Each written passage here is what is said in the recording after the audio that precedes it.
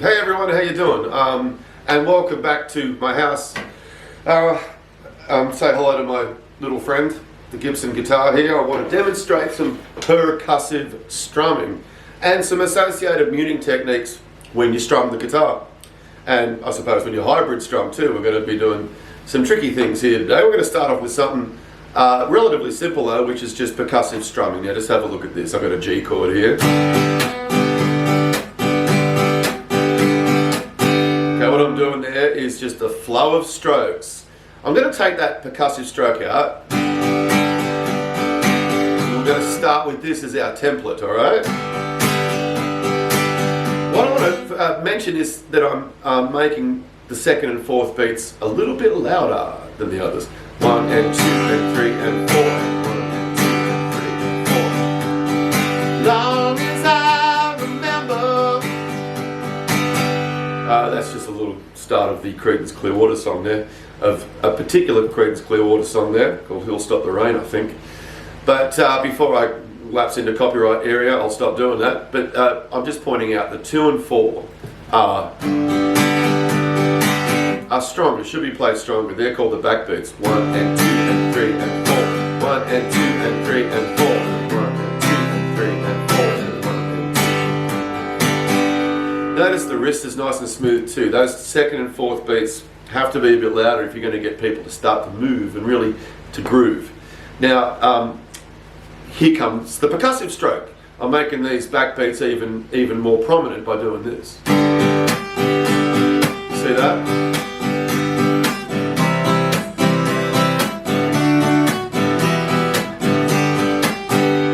Percussive strokes on the second and fourth beat. I'll break it right down for you. What I did was a normal downstroke, a normal upstroke, and then the percussive downstroke, and then a normal upstroke. That set of 4 strokes. And we'll repeat that.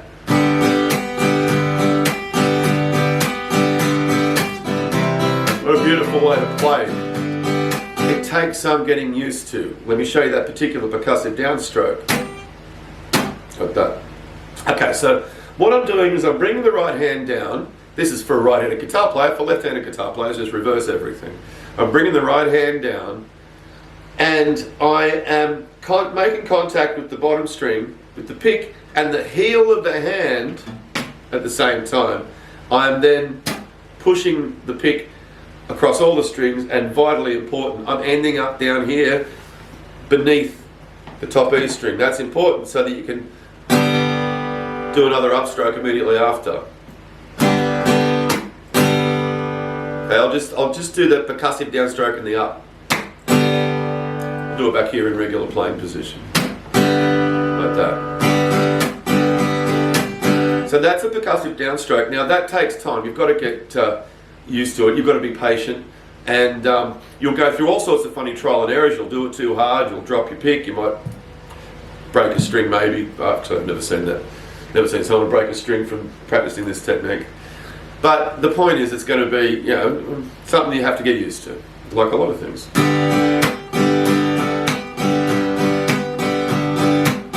Like that. If you're precious about your guitar, and you should be, maybe take off whatever you got on your wrist here. I just heard a couple of clicks there, but never mind. This is my beautiful Gibson. It's beaten up and battered around, but sounds superb.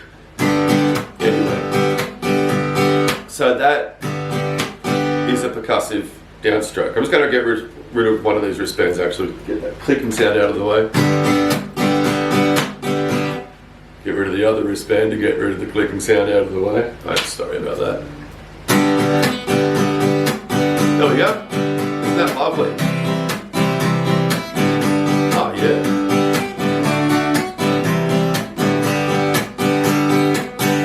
So there you go, try that right hand exercise, or strumming hand exercise anyway, left hand for left-handed people. And there it is again. Try to get that sound happening. Just do your best. Remember what I said, the pick must end up beneath the top E string to facilitate a smooth upstroke that follows the percussive downstroke.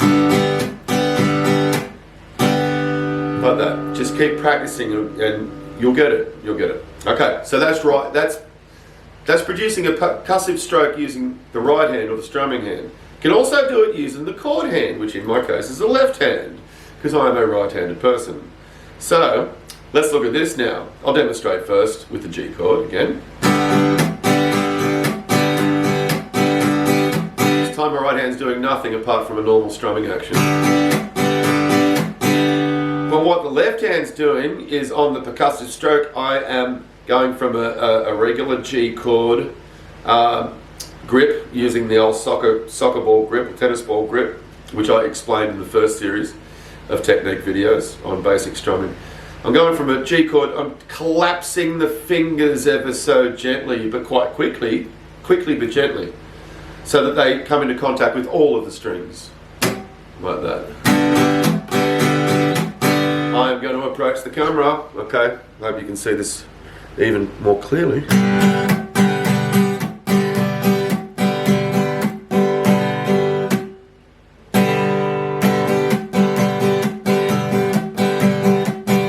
Much fun.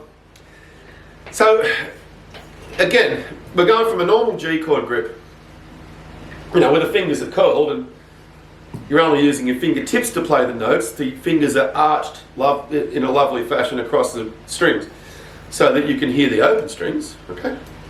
Well, they're the strings that you have to mute when you're doing this left hand percussive action. So you just collapse the strings. Collapse the fingers. You get that? Do it with the C chord as well.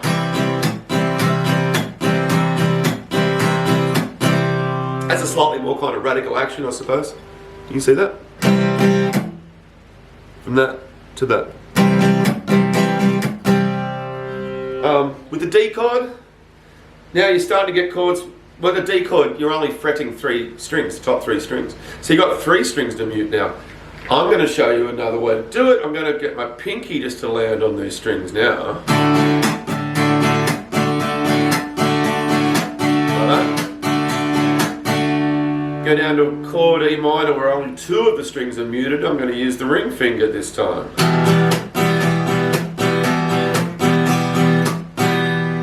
So there's a couple of things to work on. Your D chord, and try and use that pinky just to come down. Gently touch the strings, gently but quickly. And the E minor, ring finger. You could use the pinky as well if you wanted to, but I use the ring finger. And back to G where we just collapse the fingers a little. If you play a lot of guitar, these techniques tend to evolve naturally, but you can concentrate and focus on them and bring them forward a bit quicker than normal, okay? So we have done, so far today, percussive strumming with the right hand, percussive strumming using the left hand. It's a great way to strum. Now, there's some related techniques I would love to show you now, okay? I might just get a slightly thicker plectrum for this. I'm going to show you guys how to do percussive strumming again with the right hand. But this time we're going to play individual strings on the upstroke. Okay, so just watch this.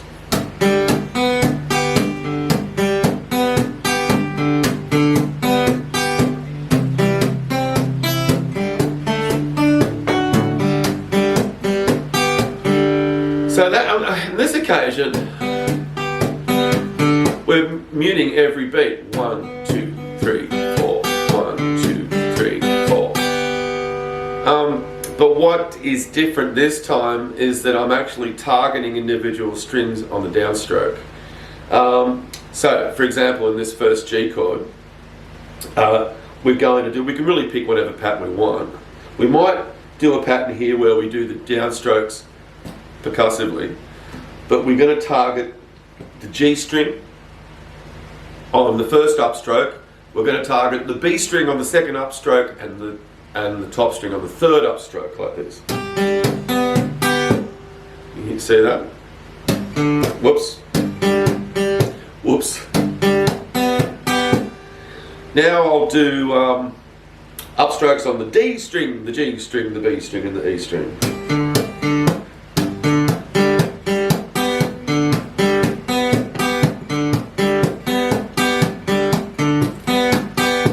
we go. That was more or less the D, the G, the B, and the E. Okay, I fumbled a couple of times, but I hope you guys get the point. So a downstroke, first of all, with the pick and the heel of the hand hitting, but we're only doing the downstroke to the D string, right? Like that. And then up. Just like that. And then we repeat, but this time we target the G string. Okay, so like that. I'll do it again, but this time I'll add the B string on the third upstroke.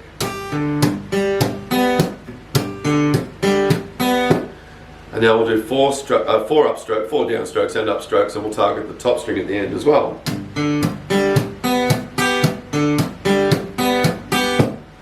We can do it in reverse order too. Like that. A great way to play. A lot of people use this technique. Again, it's a product of playing the guitar for a long time as a professional or a very committed amateur. A lot of techniques become natural, including this one. But again, you can focus on it and concentrate on it and try and bring it forward more quickly. You might recognize this.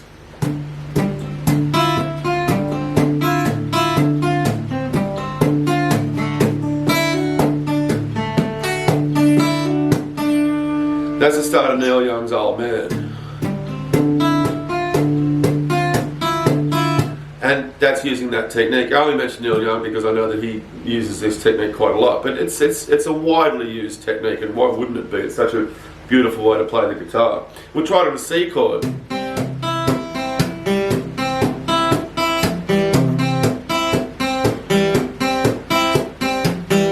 That time I did a pattern where on the C chord I'm kind of hitting the B string first in the first upstroke, and then the top E in the second upstroke, and then the B string again, and then the G string.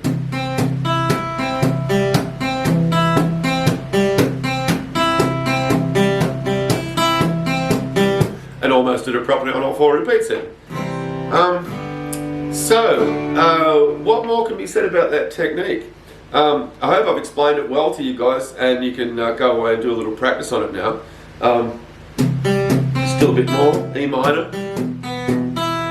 Well, actually what I'm doing now is I'm doing the top three strings, G, then B, then E on a bunch of different chords. On 3 beats out of 4. 1, 2, 3. Sort of having a rest stroke on the 4th stroke. 1, 2, 3. 1, 2, 3. 1, 2, 3. Okay.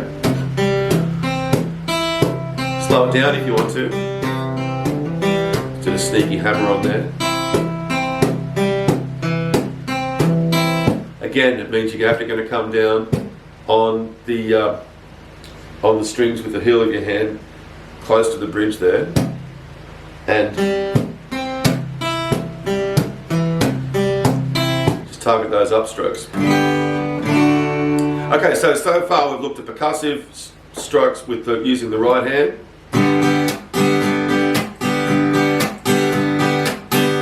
And using the left hand as well.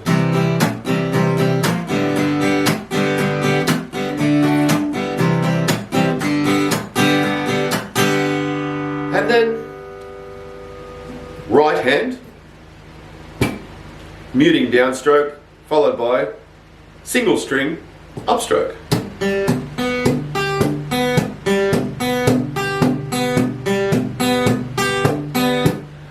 Alright, that gives you something to think about, guys, doesn't it? Jump on your guitar, electric or acoustic. This will work beautifully on electric. I think probably suits the acoustic a bit more, though, big hollow box sound. So jump on your guitars and try that, guys. I hope that helps, alright? I'm going to come back soon with another video, probably on power chords and octaves, which involve even more muting. Thanks from me. I'm Paul Nickerson, or Mr. Paul, associated with the shakyking.com website and the GTS Guitar Tuition YouTube channel and the GTS Newcastle Guitar Tuition Facebook page. So look up any of those if you want.